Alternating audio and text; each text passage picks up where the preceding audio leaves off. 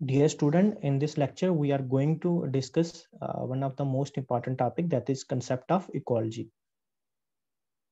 The term ecology, that means it is a Greek word. It is coined from by combining two Greek words, in fact, that is okios and logos. Okios means that is home or house, and logos mean to study.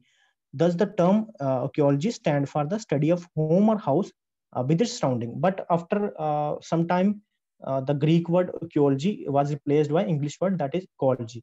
Then ecology means the science of treating a reciprocal relation of organism and external world. That means here we study about the relationship between the organism as well as with their physical surrounding. That is called as ecology.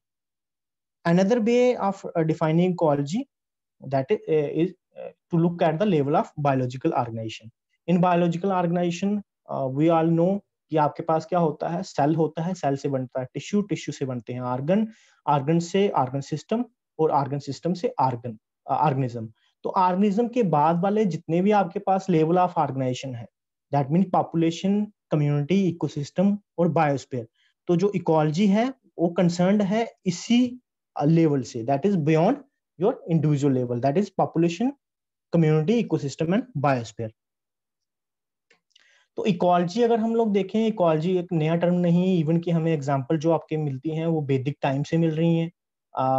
तो कहाँ से मिलती हैं हमें? वेदा से मिलती हैं, स्मिथास से, Brahmanas and Aranyakas. Upanishad even contain many references to ecological concept.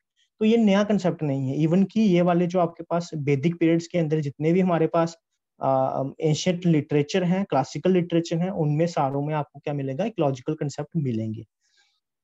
Chakra Smitha and Sushruta Smitha, ये दो आपके पास जो मेजर हैं, इनमें देखोगे तो इनमें क्या है, वहां पे जो लोग उस टाइम रहते थे उनको पूरी नॉलेज जो होती थी regarding animal and plant ecology, वो इस टेक्स्ट के अंदर दोनों में आपको मिलेगी.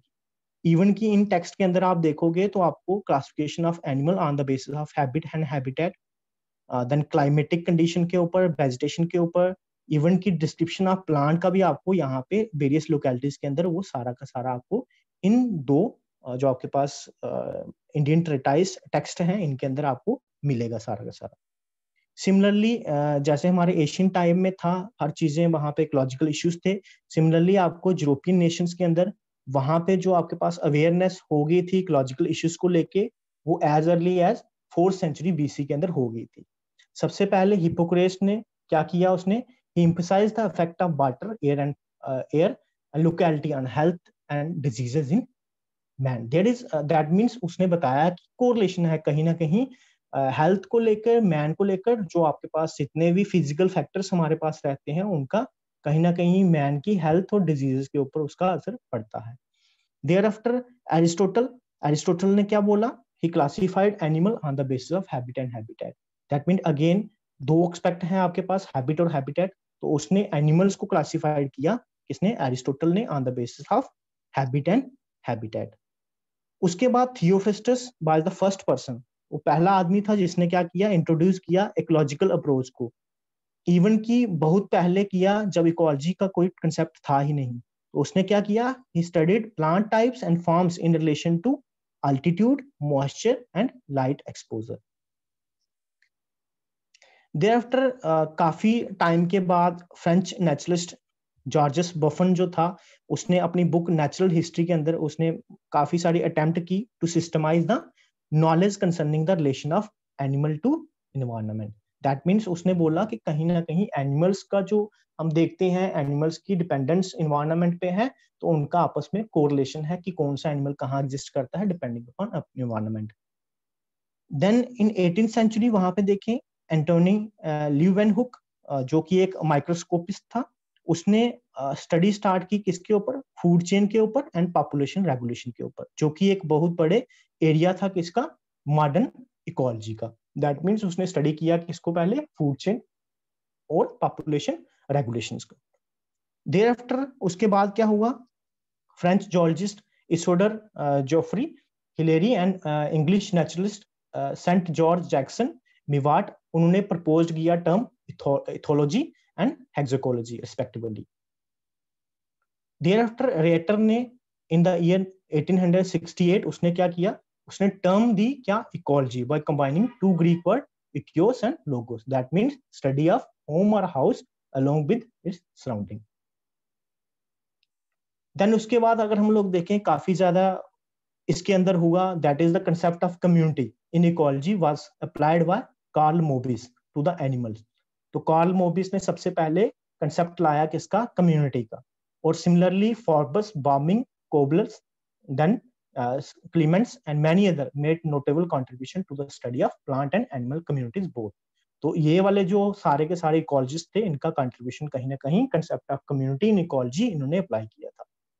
Then in 1935 sir Arthur Tansley, उसने सबसे पहले इंट्रोड्यूस किया टर्म इकोसिस्टम और ecological system, which we will discuss in the next lecture.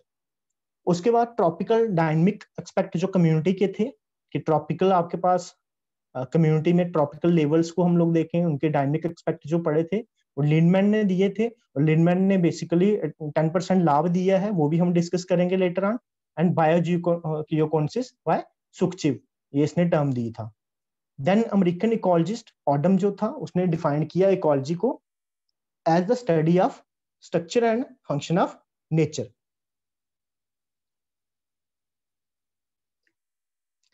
Then thereafter अगर हम लोग इंडियन के परस्पेक्टिव से देखें तो इकोलॉजिकल स्टडीज जो थी वो 19th सेंचुरी के अंदर विद द डिस्क्रिप्टिव फेज उसकी स्टार्ट हो गई थी। तो सबसे पहले प्रोफेसर डोग्योन थे जो इलाहाबाद यूनिवर्सिटी थे, उन्होंने डिस्क्राइब किया role of environment in the association of community in 1921। उन्होंने बताया कि आपके पास जो इन्वायरमेंट होता है, दैट मीन्स उसमें डिफरेंट फैक्टर्स जो होते हैं वो एक काफी बड़ा रोल प्ले करते हैं in association of communities. Then extensive synecological studies were carried out on forest and grassland communities and autoecological studies on trees, herbs, grasses under the guidance of Professor R. Mishra. R. Mishra ने इन्होंने क्या किया था, extensive synecological studies की किसके ऊपर, forest and grassland communities के ऊपर। और साथ में इन्होंने autoecological studies की किसकी, trees के ऊपर, herbs, shrubs के ऊपर। Thereafter international biological program, international program जो था वो लॉन्च हुआ था with the focus on the biological basis of productivity and human welfare. तो आज के टाइम में अगर हम लोग देखें, काफी सारी हमारे पास ऑर्गेनाइजेशंस हैं ऐसे इंटरनेशनल लेवल पे जो कि क्या कर रही हैं, जो कि गियर्ड अप हो रही हैं to promote the conservation and rational utilization of natural resources under ecological studies. तो वो कौन कौन सी हैं, उसमें आपके पास मेन जो आती हैं that is man and biosphere program of that is UNESCO, MAB जिसको बोलते हैं। then United Nations Conference on Human Environment that was held at Stockholm in 1972, then United Nations Environment Program, International Union for Conservation of Nature and Natural Resources and Worldwide Fund for Nature। ये सारी की सारी जो organisation है ये क्या कर रही हैं, ये अपना रोल प्ले कर रही हैं, geared up हो रही हैं towards the ecological studies for the promotion of conservation and proper utilization of natural resources. This is all about this lecture. Thank you.